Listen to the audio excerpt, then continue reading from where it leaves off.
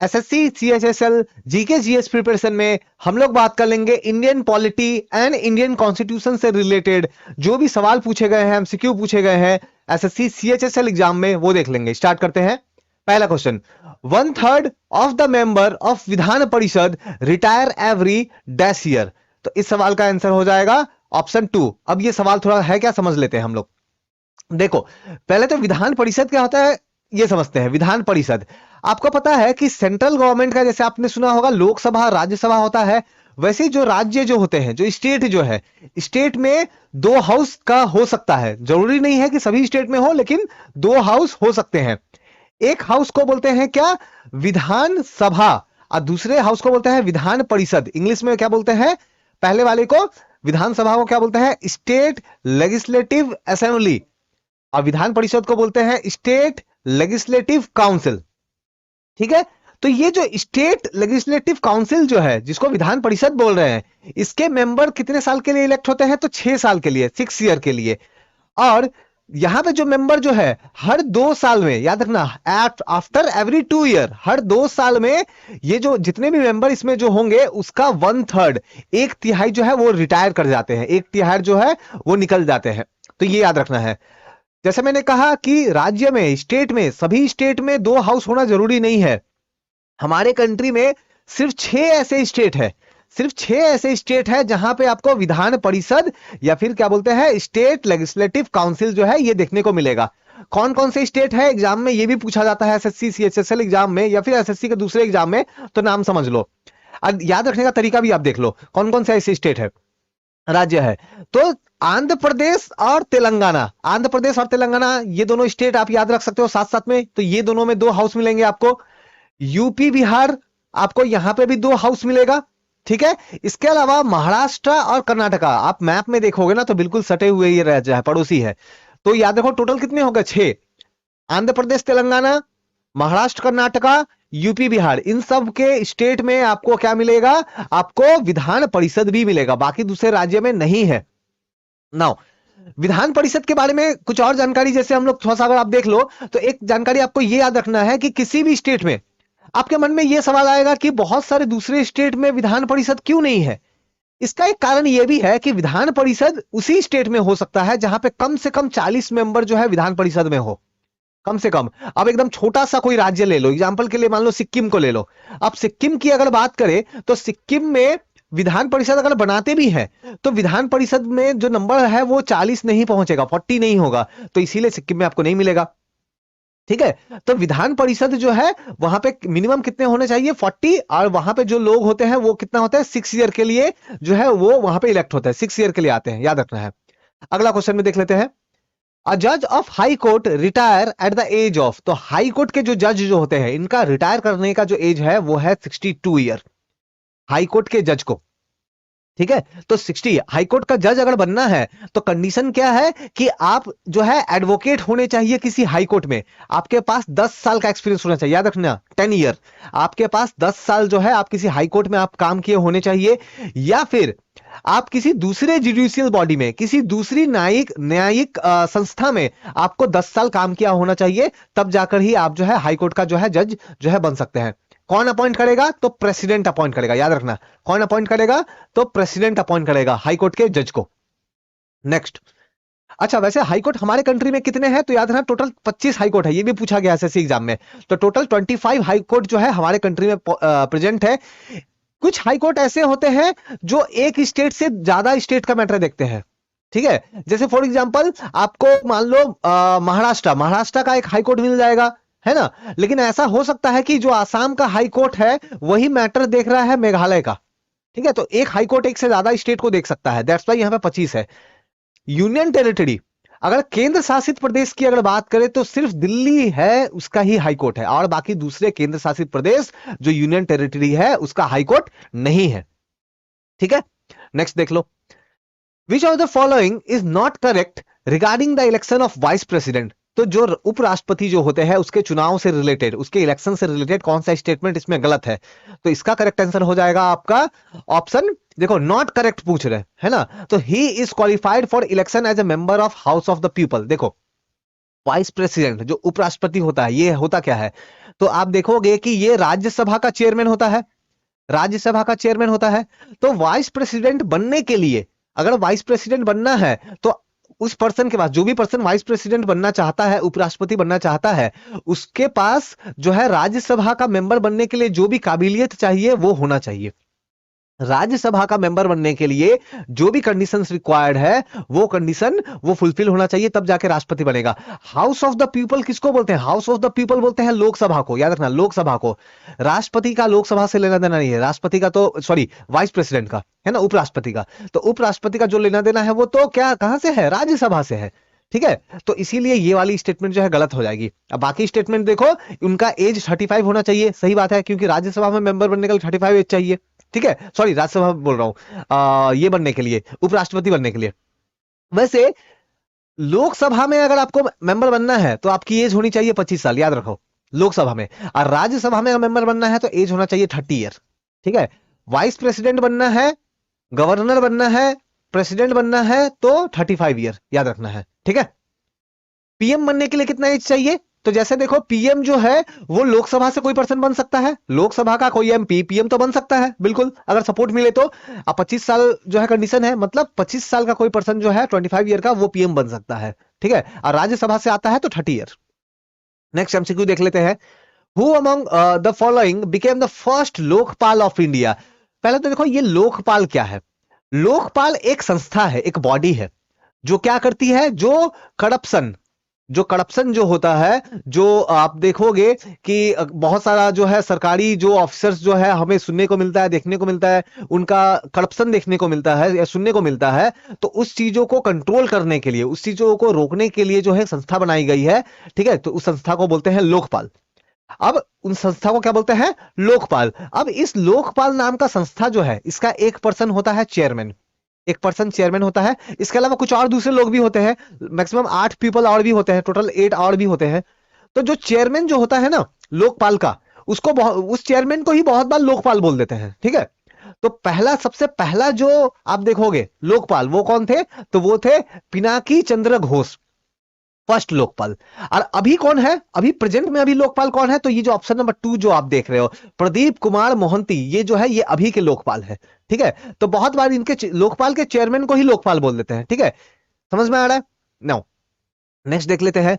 Who among the following became the youngest speaker of Lok Sabha till March 2021? अब अगर ये 2021 आप देख करके ये मत सोचो कि पुराना क्वेश्चन है। अगर मैं ये क्वेश्चन को ना 21 हटा करके, अगर मैं इसको अभी जैसे फरवरी चल रहा है तो मैं इसको फरवरी अगर 2023 कर दूं ना, आंसर में कोई चेंज नहीं आएगा, आंसर वही है। कौन है आंसर? तो ऑप्शन 1, ऑप्शन 1, ठीक है। सो गंती मोहन चंद्र बाल योगी, तो ये लोकसभा के यंगेस्ट स्पीकर, जो सबसे युवा अध्यक्ष, ठीक है, तो जो है वो लोकसभा के बने थे, याद रखना है। अभी प्रेजेंट में कौन है? अभी कौन है लोकसभा के स्पीकर या अध्यक्ष? तो ओम बिरला, याद रखना है कौन है? ओम बिरला, ठीक है। ओम बिरला जी जो है वो लोकसभा के अध्यक्ष है, ठीक है। Now who appoint the chief justice of India? तो भारत के मुख्य न्यायाधीश, चीफ जस्टिस को अपॉइंट कौन करता है, उनकी नियुक्ति कौन करता है?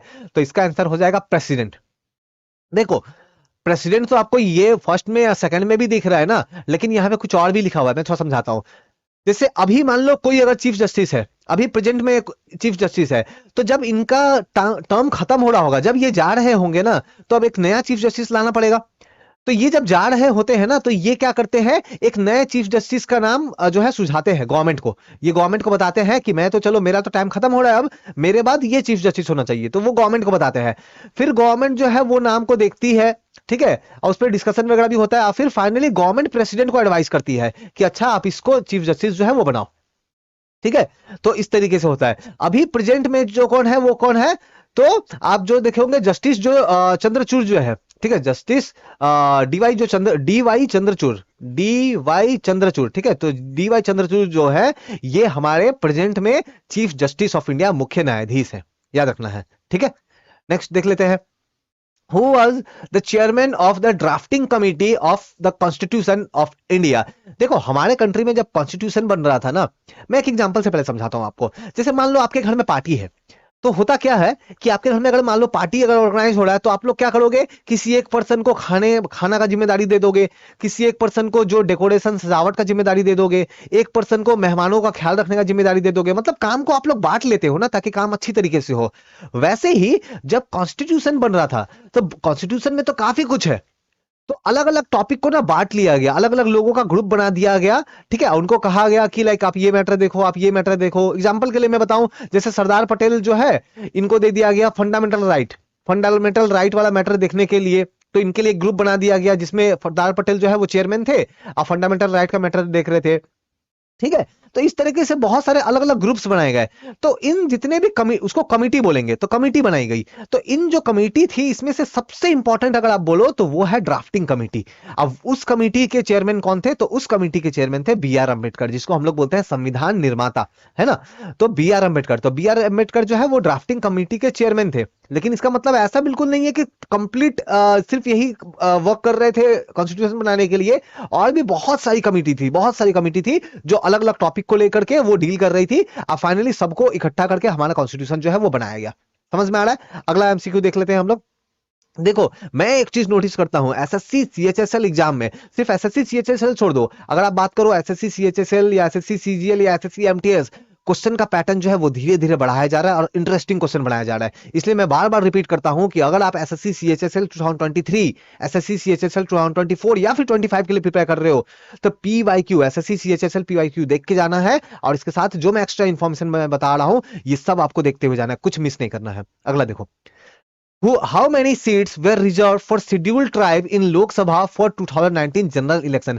हमारे कंट्री के लेवल पे जो इलेक्शन होता है ना, सेंट्रल गवर्नमेंट के लिए जो इलेक्शन होता है, उस इलेक्शन को बोलते हैं जनरल इलेक्शन। कब हुआ था? 2019 में हुआ था। नेक्स्ट कब होना है? तो 2024 में होना है, 2024 नेक्स्ट ईयर होना है। तो आपको पता है कि हमारे कंट्री में बहुत सारे अलग अलग ग्रुप रहते हैं। इसमें से एक जो है शेड्यूल्ड ट्राइब, है ना, जो अनुसूचित जनजाति जो लोग हैं। जनरली देखा जाता है कि अनुसूचित जनजाति जो शेड्यूल्ड ट्राइब है, इनके पास रिसोर्स, इनके पास जो आप जो देखोगे रिसोर्स संसाधन जो है बहुत ज्यादा नहीं है। एज अ रिजल्ट होता क्या है कि इनके बहुत ज्यादा लीडर, बहुत ज्यादा मंत्री जो है वो हाई पावर तक नहीं पहुंच पाते हैं, एमपी एमएलए ये सब बन नहीं पाते हैं। तो इस चीज को दूर करने के लिए, इस प्रॉब्लम को सॉल्व करने के लिए क्या किया गया है कि जो अब इलेक्शन जो होता है ना, तो इलेक्शन में कुछ सीट को रिजर्व कर दिया जाता है कि इन सीटों से तो एक एसटी जो पीपल है, जो शेड्यूल ट्राइब का पीपल है, वही एमपी एमएलए बनेगा। तो जनरल इलेक्शन में तो एमपी बोलेंगे। ठीक है, तो कितने सीट को रिजर्व किया गया था? तो याद रखना है 47 सीट को रिजर्व किया गया था। इसी तरीके से जब स्टेट्स में इलेक्शंस होते हैं ना, वहां पे भी रिजर्व किया जाता है। ऐसा क्यों? ऐसा इसलिए ताकि इनको भी आगे बढ़ने का मौका मिले। ठीक है, next, what is the tenure of chairman of state public service commission. तो स्टेट पब्लिक सर्विस कमीशन का टेन्योर, जो स्टेट पब्लिक सर्विस कमीशन, ये भी एक बॉडी है, एक संस्था है। इसमें चेयरमैन होते हैं, इसके अलावा कुछ और मेंबर होते हैं। तो ये जो चेयरमैन और मेंबर जो है, ये कितने साल के लिए काम करते हैं, कितना टाइम के लिए? तो इनका है 6 ईयर के लिए काम करेंगे, और नहीं तो 62 ईयर। मतलब एग्जांपल मैं समझा दो, मान लो किसी की एज अगर 50 है, तो वो 6 साल तक काम करेगा, मतलब 56 की एज में वो क्या होगा, वो चेयरमैन या मेंबर के पोस्ट से रिटायर हो जाएगा। ठीक है, तो 6 साल काम कर सकता है, मतलब 50 टू 56। ठीक है, लेकिन अगर मान लो किसी पर्सन का 60 ईयर है, अब इसमें अगर 6 साल जोड़े तब तो 66 हो जा रहा है ना। लेकिन वो 66 तक लिमिट ही नहीं है, क्योंकि 62 मैक्सिमम है। तो उस केस में अगर किसी का एज 60 ईयर होता है, तो उस एज में वो बस 62 के एज तक ही काम करेगा। ठीक है, याद रख, समझ में आ गया ना? अब ऐसे स्टेट पब्लिक सर्विस कमीशन के जो पर्संस जो होते हैं ना, इनको अपॉइंट कौन करता है? तो याद रखना, इनका अपॉइंटमेंट करता है गवर्नर। कौन करता है? गवर्नर। अगर मान लो किसी स्टेट पब्लिक सर्विस कमीशन का किसी मेंबर को रिजाइन करना है, तो रिजाइन अपना रिजिग्नेशन लिखेंगे, और लिख के किसको देंगे? तो गवर्नर को देंगे। किसको देंगे? गवर्नर को। एक इंपॉर्टेंट बात याद रखो, अपॉइंट तो चलो गवर्नर के थ्रू हो रहा है, लेकिन अगर इनको रिमूव करने का बात है, तो रिमूव होता है प्रेसिडेंट के थ्रू। ठीक है, रिमूव होता है प्रेसिडेंट के थ्रू, याद रखना है। Next, how many member are nominated by president in Rajya Sabha. तो राज्यसभा में आपको पता है कि राज्यसभा में 250 मेंबर में से जो है 238 ये आते हैं स्टेट और यूनियन टेरिटरी से। अब 12 लोगों को नॉमिनेट किया जाता है। 12 लोगों को कौन नॉमिनेट, अच्छा ये पूरा ये हो गया, तो याद रखना 12। हाँ, तो 12 लोगों को नॉमिनेट किया जाता है, कहां? राज्यसभा में। ठीक है, राज्यसभा में आपको पता होगा कि राज्यसभा को ना अपर हाउस बोलते हैं, ठीक है, अपर हाउस। और राज्यसभा में मेंबर बनने के लिए जो एज का लिमिट है, जैसे मैंने बताया 30 एज है, ठीक है। फिर याद रखना कि राज्यसभा का जो चेयरमैन होता है वो कौन होता है, वाइस प्रेसिडेंट। जो उपराष्ट्रपति जो होता है वो होता है आपके राज्यसभा का चेयरमैन, आप बोलेंगे क्या, सभापति, ठीक है, सभापति। तो वाइस प्रेसिडेंट होता है, याद रखना, ठीक है। और जब कभी भी मनी बिल की बात आती है, याद रखना, मनी बिल, मनी बिल एक खास तरीके का बिल होता है। जब कभी भी मनी बिल की बात आती है तो उस केस में राज्यसभा का कोई काम नहीं होता है, राज्यसभा का रोल इंपॉर्टेंट नहीं होता है। किस केस में, मनी बिल में। मैंने देखा है एसएससी में जो है ये सवाल बहुत बार पूछा गया, इसलिए मैं इसे बता रहा हूं, ठीक है। मनी बिल के केस में राज्यसभा का कोई काम नहीं होता है। राज्यसभा में जो मेंबर होते हैं वो कितने साल के लिए आते हैं, 6 साल के लिए आते हैं। राज्यसभा में हर 2 साल में 1/3 मेंबर रिटायर हो जाता है, जैसे हमने देखा था ना विधान परिषद में, सेम यहां पर भी ऐसा है। तो 6 साल के लिए आते हैं और हर 2 साल में 1/3, 1/3 जो उसके जो मेंबर जो है, सदस्य जो है वो रिटायर हो जाते हैं, याद रहेगा आपको। और राज्यसभा को बोलते हैं परमानेंट बॉडी। क्या बोलते हैं, परमानेंट बॉडी। क्यों, क्योंकि लोकसभा को अगर आप देखो तो 5 साल के बाद या फिर इवन उससे पहले भी ये लोकसभा डिसॉल्व हो सकता है। रोज लोकसभा जो है कुछ अगर इलेक्शन हो गया 5 साल के बाद में फिर से इलेक्शन होना है तो डिसॉल्व हो जाता है, लेकिन राज्यसभा जो है डिसॉल्व नहीं होता है, ठीक है। राज्यसभा जो है वो परमानेंट बॉडी है, याद रखना राज्यसभा के बारे में ये सब फैक्ट्स याद रखना, ठीक है ना। अच्छा, आपको पता है अभी हमारे वाइस प्रेसिडेंट कौन है, पता है तो बताओ कमेंट करके मुझे। अभी रिसेंटली इलेक्ट हुए हैं वाइस प्रेसिडेंट हमारे, तो हमारे उपराष्ट्रपति कौन है बताओ मुझे। नेक्स्ट देखो, in which of the following year was the council of state Rajya Sabha first constituted. तो कौन से साल में राज्यसभा जो है, जो काउंसिल ऑफ स्टेट भी बोलते हैं इसे, ये बनाया गया था, ठीक है। तो ये बना था 1952 में, 1952। याद रखना 3 अप्रैल को यह बनाया गया और 13 मई को राज्यसभा की पहली मीटिंग होती है। राज्यसभा पहली बार कब मिलेगा, तो 13 मई को मिलेगा और बनाया गया 3 अप्रैल 1952, 1952 में, ठीक है, 1952, 1952 में, ठीक है। नाउ नेक्स्ट देख लेते हैं, विच of the following statement regarding the function of Rajya Sabha is correct. आपको करेक्ट बताना है कि राज्यसभा के बारे में कौन सा यहाँ पे जो स्टेटमेंट लिखा गया है करेक्ट है। देखो जो भी एमसीक्यू देख रहे हो ये सभी एसएससी सीएचएसएल पीवाईक्यू है ना, मैंने अपने मन से ऐड नहीं किया है। तो ये क्वेश्चन को देख करके आप लेवल आइडिया लगा सकते हो ना कि एसएससी सीएचएसएल एग्जाम में किस तरह के क्वेश्चन जो है पूछे जा रहे हैं आपके पॉलिटी पार्ट से, ठीक है, या इंडियन कॉन्स्टिट्यूशन से। तो कौन सा स्टेटमेंट जो है ये करेक्ट है, तो Rajya Sabha is not subjected to dissolution, मतलब जो है राज्यसभा का विघटन नहीं हो सकता, राज्यसभा लगातार चलता रहता है, ठीक है। जैसे लोकसभा डिसॉल्व हो जाता है वैसा राज्यसभा जो है वो डिसॉल्व नहीं होता है। ये स्टेटमेंट जो है ये करेक्ट है। अब बाकी देखो बोल रहा है क्या कि 2 साल में डिसॉल्व होता है, गलत बात है ना, 2 साल में कहा होता ही नहीं है, ठीक है। 6 साल के लिए तो उसका ये होता है, लेकिन 6 साल बाद भी डिसॉल्व नहीं होता है राज्यसभा। डिसॉल्व तो होता ही नहीं है, डिसॉल्व जहां दिखाओ काट दो, ठीक है। नेक्स्ट देख लो, feature of fundamental right in Indian constitution partially derived its inspiration from bill of rights and rest in constitution of. देखो हमारा जब कॉन्स्टिट्यूशन बन रहा था ना तो वर्ल्ड के, दुनिया के दूसरे कंट्री के कॉन्स्टिट्यूशन को भी हमने देखा, पढ़ा, ठीक है, हमने समझा, और वहां से कुछ अच्छी बातों को हमने अपने कॉन्स्टिट्यूशन में, अपने संविधान में हमने जो है लेके आए। तो जैसे देखोगे अमेरिका से हमने क्या लेके आया, तो जो फंडामेंटल राइट, जो मौलिक अधिकार जो है, अच्छा एक सेकंड, हाँ एक सेकंड, ये थोड़ा, हाँ, जो मौलिक अधिकार जो है, मौलिक अधिकार का जो भी मैटर है, मौलिक अधिकार से जुड़ी हुई जो भी बातें हैं, फंडामेंटल राइट से जुड़ी जो भी बातें हैं, वो हमने अमेरिका से लेके आया, ठीक है। अमेरिका में फंडामेंटल राइट नहीं, अमेरिका में बोलते हैं उसको बिल ऑफ राइट्स, ऐसा बोलते हैं, ठीक है। तो बिल ऑफ राइट्स का जो कॉन्सेप्ट है वो अमेरिका से लाया, जिसे हम लोग मौलिक अधिकार या फंडामेंटल राइट बोलते हैं, ठीक है। बाकी ये जो कंट्री देख रहे हो, कनाडा, ऑस्ट्रेलिया, आयरलैंड, यहां से भी कुछ कुछ हम लोग लेके आए हैं, ठीक है, कुछ कुछ हमने सीखा है। जैसे आयरलैंड से हमने सीखा है डीपीएसपी, आयरलैंड से हमने सीखा है डीपीएसपी के बारे में सीखा है, ठीक है। डीपीएसपी क्या है, आर्टिकल 36 से आर्टिकल 51 है ना, आर्टिकल 36 से आर्टिकल 51 तक डीपीएसपी है, याद रखना, ठीक है। फिर इसी तरह देखोगे ऑस्ट्रेलिया से फॉर एग्जांपल हमने कॉन्करेंट लिस्ट सीखा है। कॉन्करेंट लिस्ट क्या होता है मैं बताऊंगा आपको, ठीक है। कॉन्करेंट लिस्ट के बारे में हमने देखा है, या ज्वाइंट सीटिंग के बारे में देखा है, ठीक है। कनाडा से हमने देखा है कि स्टेट कंट्री में सेंट्रल गवर्नमेंट ज्यादा पावरफुल है। आप देखो हमारे कंट्री में ना, आप देखोगे अगर आप सेंट्रल गवर्नमेंट और स्टेट गवर्नमेंट की बात करो तो डेफिनेटली आप बोल सकते हो सेंट्रल गवर्नमेंट का पावर ज्यादा है स्टेट गवर्नमेंट के कंपेयर में, है ना। जो केंद्र सरकार है इसकी शक्तियां कहीं ज्यादा है राज्य सरकार से। तो ये आइडिया हमारा, ये जो तरीका जो है ये हमने कनाडा से लिया है, ठीक है। Now, आगे बढ़ते हैं। Who was the solicitor general of India as of January 2021। Again फिर से मैं एक इंपॉर्टेंट बात स्टार मार्क कर लो, जनवरी 2021 लिखा है, तो सवाल पुराना मत सोचो। अगर मैं इसको चेंज करके मैं इसको जनवरी 2023 लिख दूं, आंसर में कोई चेंज नहीं आने वाला है, आंसर यही है। ठीक है, क्या आंसर है? आंसर है Tushar Mehta, solicitor general of India. पहले तो ये समझो क्या है। बहुत बार क्या होता है कि हमारी जो सरकार है, ठीक है, हमारा जैसे केंद्र सरकार जो है, केंद्र सरकार को बहुत सारे कानूनी काम करने पड़ते हैं, लीगल काम करना पड़ता है। मान लो कल के डेट में किसी ने केंद्र सरकार के ऊपर केस कर दिया किसी मैटर को लेकर के, है ना, उनके ऊपर में जाकर केस कर दिया सुप्रीम कोर्ट में जाकर के, तो केंद्र सरकार को अपनी बातों को रखने के लिए कोई एडवोकेट, वकील तो चाहिए। तो केंद्र सरकार का जो भी लीगल मैटर है, जो भी कानूनी मामला जो है, इसको देखने के लिए एक पर्सन होता है जिसको बोलते हैं अटर्नी जनरल ऑफ इंडिया। याद रखो, अटर्नी जनरल बोल रहा हूं, सॉलिसिटर नहीं, अटर्नी जनरल ऑफ इंडिया। ठीक है, तो अटॉर्नी जनरल ऑफ इंडिया क्या करता है? तो केंद्र सरकार के जो भी कानूनी मामले जो है वो देखता है, लीगल मैटर्स को देखता है। इसके बारे में हमारे कॉन्स्टिट्यूशन में भी लिखा गया है। ठीक है, अटॉर्नी जनरल के ही अंदर में एक पर्सन आता है जिसको बोलते हैं solicitor general of India, solicitor general of India. ठीक है, सॉलिसिटर जनरल ऑफ इंडिया। याद रखो, सॉलिसिटर जनरल ऑफ इंडिया का बारे में कॉन्स्टिट्यूशन में कहीं मेंशन नहीं है। कॉन्स्टिट्यूशन में अटॉर्नी जनरल के बारे में है, लेकिन सॉलिसिटर जनरल के बारे में नहीं है। अभी कौन है सॉलिसिटर जनरल हमारा? तो तुषार मेहता, तुषार मेहता। ठीक है, और हमारा अभी अटॉर्नी जनरल कौन है? अटॉर्नी जनरल, अटॉर्नी जनरल मैंने क्या बताया? अटॉर्नी जनरल वो जो फिर कानून लीगल मैटर में हेल्प करता है सेंट्रल गवर्नमेंट को। ठीक है, तो उनका नाम है आर वेंकटा रमन। ठीक है, सो आर वेंकटा रमन ऐसा उनका नाम है। ठीक है, तो ये हमारे जो है ये है आपके अटॉर्नी जनरल, याद रखना है। ठीक है, next, as of January 2021, again फिर से वही जनवरी, जनवरी तो रहने दो, 2023 कर लो, कोई चेंज नहीं होगा आंसर में।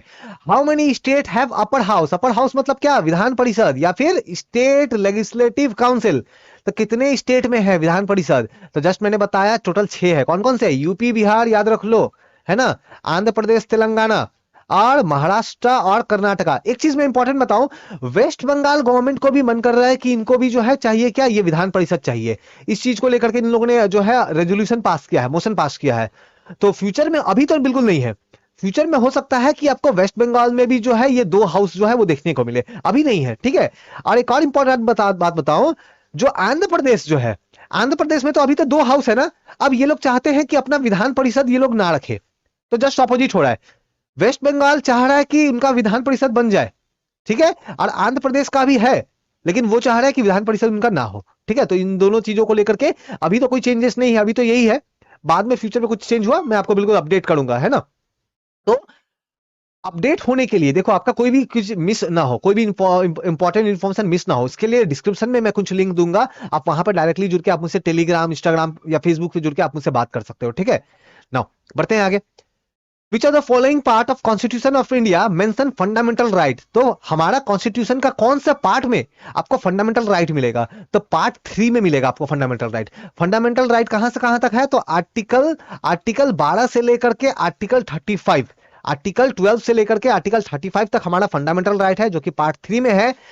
स्पेशली आर्टिकल 32, आर्टिकल 32 को बोला गया है, इवन जो है बी आर अम्बेडकर, जो भीमराव अम्बेडकर जी, भीमराव बी आर अम्बेडकर जी जो है, इन्होंने आर्टिकल 32 जो कि हमारा फंडामेंटल राइट, मौलिक अधिकार का कानून है, तो उसको बोला है ये आत्मा है, ये सोल है, कॉन्स्टिट्यूशन का आत्मा है।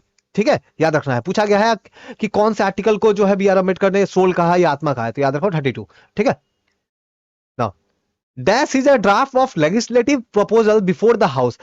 कानून कैसे बनता है पहले आप ये समझो। मान लो कल के डेट में सेंट्रल गवर्नमेंट को या फिर किसी राज्य सरकार को कोई कानून बनाना है, मैं सेंट्रल गवर्नमेंट से समझाता हूं। मान लो सेंट्रल गवर्नमेंट को कोई कानून बनाना है, तो होता क्या है कि कानून बनेगा तब तो उसको बोलेंगे लॉ, एक्ट वगैरह जो है वो सब हम लोग बोलेंगे, लेकिन कानून बनने से पहले प्रोसेस क्या होता है? मान लो कानून बनने का प्रोसेस सेंट्रल गवर्नमेंट में क्या होगा? राज्यसभा होगा, लोकसभा होगा, है ना, राज्यसभा, लोकसभा। ये जो लॉ बनाने का काम है, कानून बनाने का काम है, ये राज्यसभा से भी शुरू हो सकता है और लोकसभा से भी शुरू हो सकता है। मान लो मैं बोलता हूं राज्यसभा से शुरू होता है, तो सबसे पहले राज्यसभा में क्या होगा? एक डॉक्यूमेंट पेश किया जाएगा, उस डॉक्यूमेंट में नियम वगैरह लिखे रहेंगे कि हाँ ऐसा ऐसा कानून हम लोग बनाना चाहते हैं। उस पर वोटिंग होगी, राज्यसभा से अगर वो पास हो गया तो फिर वो जाएगा आपका लोकसभा में, लोकसभा में वो डॉक्यूमेंट जाएगा, और लोकसभा में भी जब वो पास हो जाएगा तब जाएगा प्रेसिडेंट के पास, राष्ट्रपति के पास। राष्ट्रपति जब उस पर साइन करेंगे तब जाकर के बनेगा वो कानून, लॉ बनेगा। लेकिन जब तक प्रेसिडेंट ने साइन नहीं किया है, जब वो राज्यसभा में है डिस्कशन हो रहा है, जब वो लोकसभा में है डिस्कशन हो रहा है, उस टाइम तक उसको बोलेंगे बिल। तो बिल क्या है? जब किसी सदन में, राज्यसभा या लोकसभा सदन में जब प्रपोजल है, अभी तक कंफर्म 100% नहीं है, क्योंकि बहुत बार ऐसा होता है कि बिल जब आता है ना राज्यसभा लोकसभा में, बाद में उसमें कुछ चेंजेस किए जाते हैं, ठीक है, तो बहुत बार ऐसा होता है, तो उसको बिल बोलेंगे, ठीक है ना। Next, the member of constituent assembly sign the constitution of India on. तो कॉन्स्टिट्यूएंट असेंबली, पहले तो कॉन्स्टिट्यूएंट असेंबली जो है, संविधान सभा जो है, ये क्या है? देखो, हमारा जब इंडिया का कॉन्स्टिट्यूशन बन रहा था, हमारा जब इंडिया का कॉन्स्टिट्यूशन जब बन रहा था, तो उस समय देखेंगे टोटल स्टार्टिंग में तो ज्यादा मेंबर थे, लेकिन फिर पार्टीशन हो गया, विभाजन हो गया, पाकिस्तान बन गया, बाद में टोटल 299 मेंबर बच गए। तो ये एक हॉल में जुट करके, हॉल में जमा हो करके ये लोग डिबेट डिस्कशन करना जो भी है वो सब कर रहे थे। अब फाइनली जो है एक टाइम लगा करके हमने अपना कॉन्स्टिट्यूशन बनाया। तो ये जिस हॉल में जहां पे बन रहा था ना ये चीज, उसको बोलेंगे कॉन्स्टिट्यूएंट असेंबली। कॉन्स्टिट्यूएंट असेंबली बनाने का आइडिया ये कोई नया नहीं था। एम एन रॉय, याद रखो, एम एन रॉय ने 1934 के आसपास में ही जो है इन्होंने कॉन्स्टिट्यूएंट असेंबली के बारे में बात किया था, इन्होंने, एम एन रॉय ने, याद रखना, ठीक है। तो उस समय तो हम लोग गुलाम थे अंग्रेजों के। बाद में जब आजादी मिली तो हमने क्या किया, हमने अपना 24 जनवरी 1950 को, 24 जनवरी 1950 को हमने क्या किया, जो भी मेंबर थे कॉन्स्टिट्यूएंट असेंबली ने, उन्होंने कॉन्स्टिट्यूशन में क्या किया, साइन किया, ठीक है। और ये वही दिन था जिस दिन हमारा जो नेशनल एंथम, राष्ट्र जो गान जो है, जन गण मन, इसको जो है अडॉप्ट किया गया था, ठीक है। अगला देख लो MCQ, in which of the following year was the supreme court set up in Calcutta by East India Company. तो ईस्ट इंडिया कंपनी, वही कंपनी जिसने आकर के हमारे ऊपर राज किया है ना, हमको लूटा, ये वही कंपनी है जिन्होंने कलकत्ता में कहा, तो फोर्ट विलियम में, कलकत्ता में फोर्ट विलियम। याद रखो, बहुत बार ना ये क्वेश्चन भी मैंने देखा है कि सवाल क्या पूछते हैं कि फोर्ट विलियम कहाँ है, कलकत्ता में, मद्रास में, मुंबई में। अब देखो यहाँ कलकत्ता बोल रहे हैं क्योंकि अभी कोलकाता है, पहले तो कलकत्ता था। तो कलकत्ता में फोर्ट विलियम जो है, तो यहीं पे बनाया गया था हमारा सुप्रीम कोर्ट। 1773 में, 1773 में जो है, जो रेगुलेटिंग एक्ट आया था, याद रखना, जो रेगुलेटिंग एक्ट आया था, उस एक्ट के थ्रू जो है ये सुप्रीम कोर्ट बनाया गया था। सबसे पहले एक चीफ जस्टिस थे और इसके साथ 3 और जज थे, जब फर्स्ट टाइम जब बना था, ठीक है ना। अगला देखते हैं MCQ, which schedule of Indian Constitution divides the power between the center and the state in terms of union, state and concurrent list। पहले तो ये होता क्या है, यूनियन, स्टेट, कॉन्करेंट लिस्ट, समझो पहले। ये बहुत सारे अलग अलग टॉपिक होता है जिसपे कानून बनाया जा सकता है, लॉ बनाया जा सकता है। जैसे मान लो जंगल से जुड़ा हुआ कोई कानून बनाया गया, फॉरेस्ट से जुड़ा हुआ कुछ, या एग्जांपल मान लो पढ़ाई लिखाई, एजुकेशन से जुड़ा हुआ कोई कानून बनाया गया। इस तरीके तो बहुत सारे टॉपिक हो सकते हैं ना, कि मान लो हमारा आर्मी से रिलेटेड कुछ कानून बनाया, तो इस तरीके से बहुत सारे टॉपिक हो सकते हैं ना जिसपे कानून बनाया जाए। तो ये अलग अलग जो टॉपिक है ना, इसको 3 भाग में बांट लो। एक भाग को, एक जगह पर लिस्ट है, उसको बोलते हैं स्टेट लिस्ट। स्टेट लिस्ट में जो टॉपिक है उसके ऊपर राज्य सरकार, जो स्टेट गवर्नमेंट जो होती है, वो कानून बनाएगी। एक और लिस्ट होती है सेंट्रल, यूनियन लिस्ट बोलते हैं उसको, यूनियन लिस्ट। तो यूनियन लिस्ट में जो टॉपिक है उसमें सेंट्रल गवर्नमेंट जो है वो कानून बनाएगी, जो केंद्र सरकार जो है वो अपना लॉ बनाएगी। और एक और होता है कॉन्करेंट लिस्ट। कॉन्करेंट लिस्ट, इस पे सेंट्रल गवर्नमेंट और स्टेट गवर्नमेंट दोनों ही अपना लॉ बना सकती है, कानून बना सकती है, ठीक है। अगर मान लो कोई एक आपका कॉन्करेंट लिस्ट के कोई एक टॉपिक है, उसके ऊपर अगर मान लो स्टेट गवर्नमेंट ने भी कानून बना दिया, सेंट्रल गवर्नमेंट ने भी कानून बना दिया, तो किसका कानून चलेगा? आंसर इज सेंट्रल गवर्नमेंट का, है ना। सेंट्रल गवर्नमेंट ज्यादा पावरफुल है, ठीक है, सेंट्रल गवर्नमेंट ज्यादा पावरफुल है। तो ये जो डिवीजन किया गया है, ये जो डिवीजन किया गया है, ये डिवीजन जो है ये कहां पे है? तो कॉन्स्टिट्यूशन के 7th शेड्यूल में, कॉन्स्टिट्यूशन के संविधान की 7वीं अनुसूची में जो है ये इसके बारे में जिक्र है। एक और इंपॉर्टेंट मैं आपको इंफॉर्मेशन बताऊं, ये भी पूछा जाता है एसएससी एग्जाम में, समझो। जैसे मैंने बताया ना कि बहुत सारा टॉपिक है ना, स्टेट वाला टॉपिक है, सेंट्रल गवर्नमेंट का टॉपिक है, और कंकरेंट वाला टॉपिक है, सेंट्रल गवर्नमेंट वाला, यूनियन वाला टॉपिक है। लेकिन कोई एक ऐसा टॉपिक हो सकता है ना कि जो टॉपिक जिसके बारे में हम लोग आज तक नहीं सोच रहे हैं, लेकिन फ्यूचर में वो टॉपिक आ सकता है। एग्जांपल के लिए मैं समझाऊं, मान लो अभी तक हमारे कॉन्स्टिट्यूशन में आपको क्या एलियन नाम का कुछ टॉपिक मिलेगा कि एलियन को क्या करना है, नहीं करना है। कल के डेट में एलियंस आ गए, है ना, बाहरी दुनिया से आ गए एलियन, तो उसका क्या करेंगे, ऐसा तो कोई टॉपिक नहीं मिलेगा। लेकिन कल के डेट में ऐसा कुछ हो गया तो एलियन से जुड़े हुए टॉपिक पे अब कौन कानून बनाएगा? स्टेट गवर्नमेंट बनाएगा कि सेंट्रल गवर्नमेंट बनाएगा? तो इसको क्या बोलते हैं कि जो भी टॉपिक है उसके अलावा जो भी बच गए, जिसके बारे में अभी तक मेंशन नहीं है, वो सारे टॉपिक के ऊपर सेंट्रल गवर्नमेंट, जो यूनियन गवर्नमेंट जो है ना, यूनियन लिस्ट में आता है, वो यूनियन लिस्ट में आएगा, तो सेंट्रल गवर्नमेंट कानून बनाएगी, याद रखना है ये, ठीक है। तो इसको बोलते हैं रेसिडुअल पावर सेंट्रल गवर्नमेंट के पास जाता है, इसको इस तरीके से बोलते हैं, ठीक है। Next, The election of the next vice president is to be held within the expiry of the term office of outgoing vice president. तो जब वाइस प्रेसिडेंट का टर्म खत्म हो रहा है तो खत्म होने से 60 दिन के अंदर अंदर जो है उनका नया वाइस प्रेसिडेंट का इलेक्शन जो है वो करवा लेना है।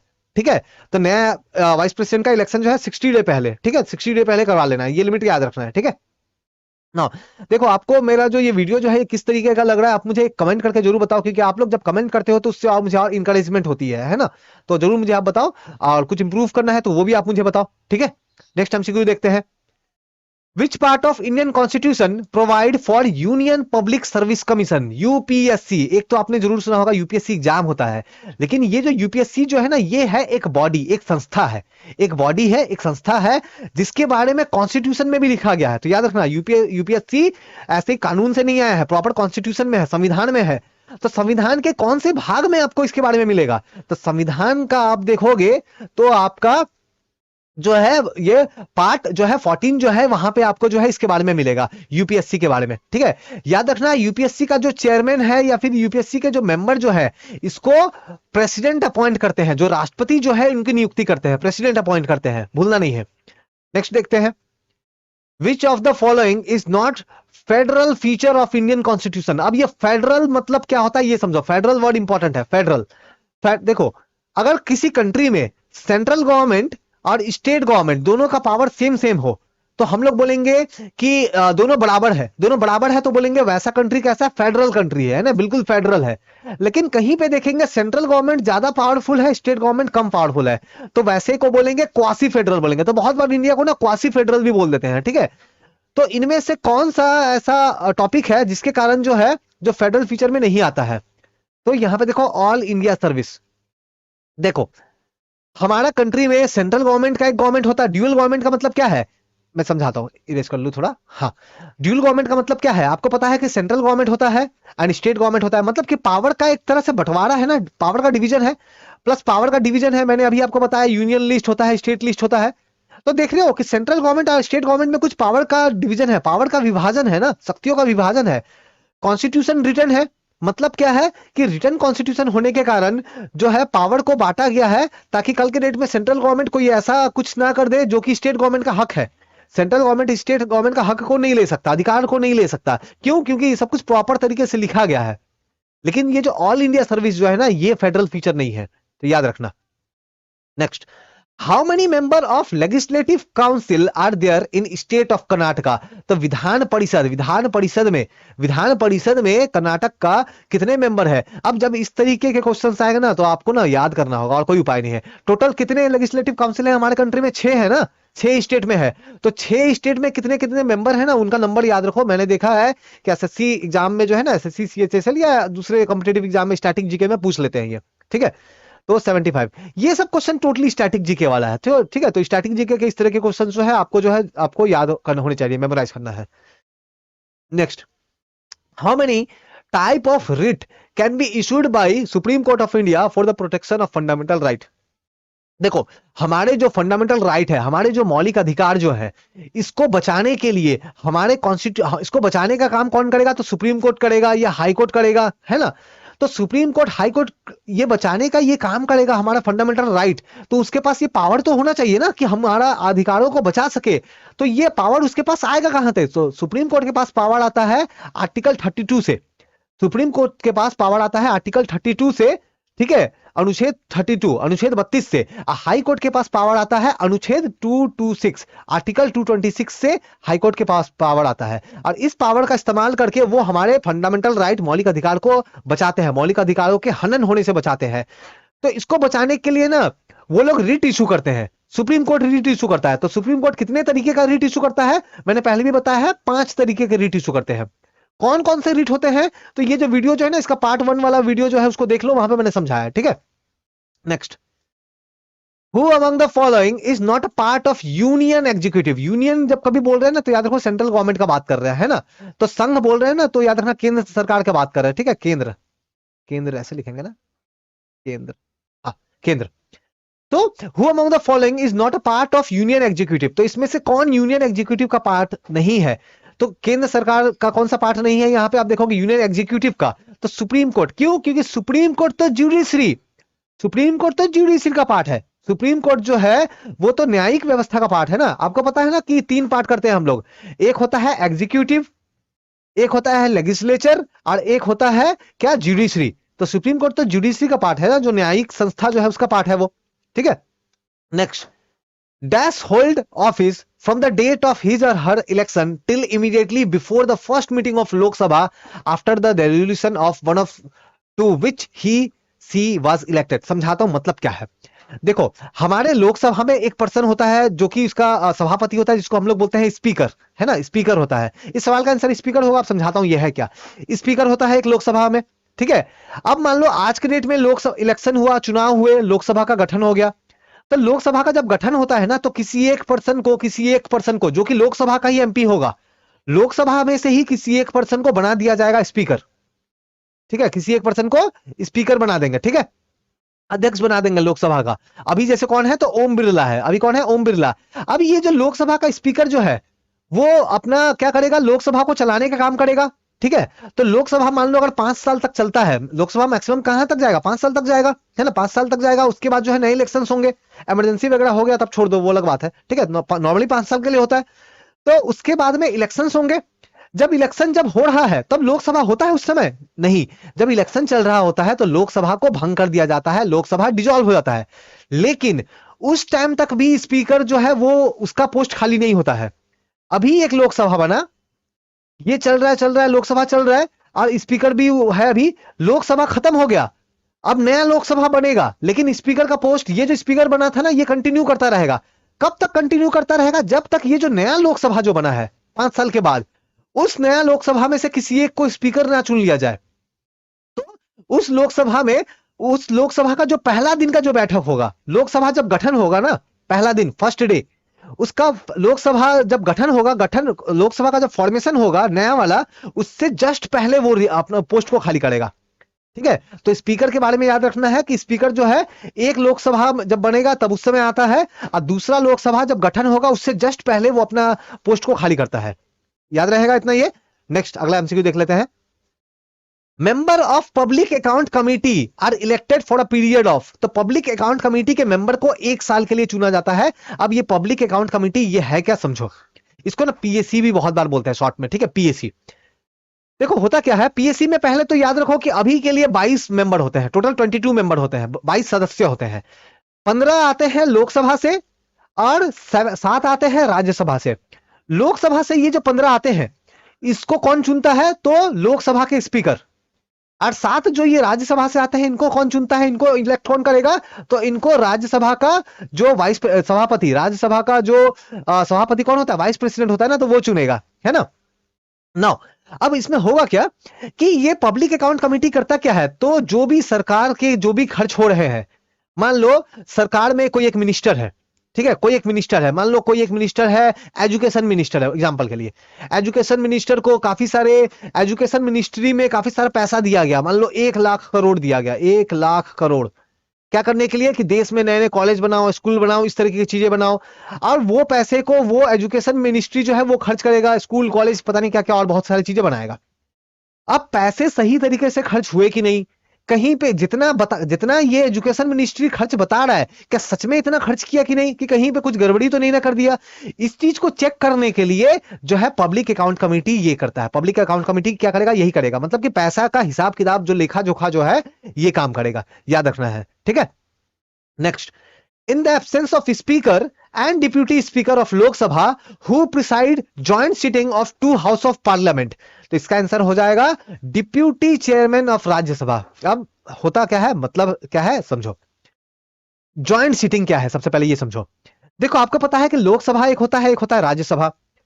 मान लो लोकसभा राज्यसभा किसी मैटर के ऊपर में कानून बना रहा है, लेकिन लोकसभा से पास हो रहा है, राज्यसभा से पास नहीं हो रहा है, या फिर राज्यसभा से पास हो जा रहा है लेकिन लोकसभा से नहीं हो पा रहा है, मतलब लोकसभा राज्यसभा के बीच में कुछ इश्यूज चल रहे हैं। वैसे केस में एक नियम है, नियम क्या है कि ये लोकसभा राज्यसभा दोनों के लोग ना एक साथ बैठेंगे, एक साथ बैठेंगे, उसको बोलते हैं ज्वाइंट सीटिंग। Joint seating. अब जैसे आपको पता होगा कि लोकसभा जब बैठता है तो लोकसभा में तो स्पीकर होता है, अध्यक्ष, लोकसभा अध्यक्ष होता है। इसी तरीके से राज्यसभा में आपको पता है कि राज्यसभा में जो वाइस प्रेसिडेंट, जो चेयरमैन जो होते हैं वो होते हैं। लेकिन जब ज्वाइंट सीटिंग होगा उस समय कौन बैठेगा, स्पीकर बैठेगा वहां पे, हेड रहेगा कि आपका वाइस प्रेसिडेंट? तो आंसर इज पहले तो रहेगा स्पीकर। स्पीकर अगर किसी कारण से अवेलेबल नहीं है तो आपका जो डिप्यूटी स्पीकर, लोकसभा वाला डिप्यूटी स्पीकर, वो अगर वो भी नहीं है तब जाकर के डिप्यूटी चेयरमैन ऑफ राज्यसभा। देखो वाइस प्रेसिडेंट नहीं बैठेगा ज्वाइंट सीटिंग में, ठीक है, ज्वाइंट सीटिंग में वाइस प्रेसिडेंट नहीं आएगा, ठीक है। तो वाइस प्रेसिडेंट जो है वो क्या है, वो प्रिसाइड नहीं करेगा, वो अध्यक्षता नहीं करेगा ज्वाइंट सीटिंग में, याद रखना है। नेक्स्ट देख लो MCQ, who among the following is ex officio chairman of Rajya Sabha? सबसे आसान क्वेश्चन, राज्यसभा का एक्स ऑफिशियो चेयरमैन, राज्यसभा का पदेन सभापति कौन होता है? Vice president, vice president. Next MCQ देखो, dash is a set of norms and guideline to be followed by political party and contesting candidate during the election time. देखो election करवाता कौन है? तो इलेक्शन कमीशन। हमारे कंट्री में election करवाने का काम इलेक्शन कमीशन करता है। तो इलेक्शन कमीशन मान लो ऐसा करता है कि इलेक्शन कमीशन अनाउंस करता है कि 2024 में, मान लो 2024 में 24 जून से इलेक्शन जो है वो स्टार्ट होगा, इलेक्शन का डेट 24 जून 2024। अरे डेट तो ये तारीख से क्या होगा, इलेक्शन होगा, लेकिन इसका अनाउंसमेंट तो काफी पहले करना पड़ेगा। तो जिस दिन अनाउंसमेंट करेगा इलेक्शन कमीशन, जिस दिन अनाउंसमेंट करेगा कि इलेक्शन कब से होना है, इलेक्शन का डेट का अनाउंसमेंट करेगा, उस टाइम से क्या होगा, कुछ नियम लागू हो जाते हैं जो भी पॉलिटिकल पार्टी होते हैं उनके लिए, या फिर जो भी पॉलिटिकल पार्टी के जो लीडर्स है, मेंबर है, एमपी एमएलए गवर्नमेंट वगैरह, इन सब के लिए कुछ नियम कानून लागू हो जाते हैं जिनका उनको पालन करना पड़ता है, जिनको उनको फॉलो करना पड़ता है। तो उनको क्या बोलते हैं? Model code of conduct. बहुत बार ना कोड के बदले सामने में ना मॉडल भी हो सकता है, ठीक है। तो क्या बोलते हैं? Model, model code of conduct, याद रहेगा ये एमसीक्यू, ठीक है। नाउ हम लोग अब देखो, तो एक काम करते हैं, हम लोग बेटर है कि यहीं तक रखते हैं क्योंकि काफी लंबा हो गया है वीडियो, ठीक है। इसके बाद और जो कुछ और क्वेश्चंस अभी बच गए हैं आपके political, Indian constitution, Indian polity से एमसीक्यू बच गए हैं, जो कि आपके एसएससी सीएचएसएल 2023, एसएससी सीएचएसएल 2024, इसके लिए आपके काफी हेल्पफुल हो सकते हैं। सिर्फ एसएससी सीएचएसएल नहीं, दूसरे एग्जाम्स, दूसरे जो एसएससी या रेलवे एग्जाम है वहां भी हेल्प कर सकते हैं। तो कोई भी डाउट इंक्वायरी हो मुझे जरूर कमेंट करके बताओ, ठीक है। और इसका पार्ट आने वाला है जहां पे मैं और क्वेश्चंस को मैं डिस्कस करूंगा, ठीक है। तब तक के लिए थैंक यू।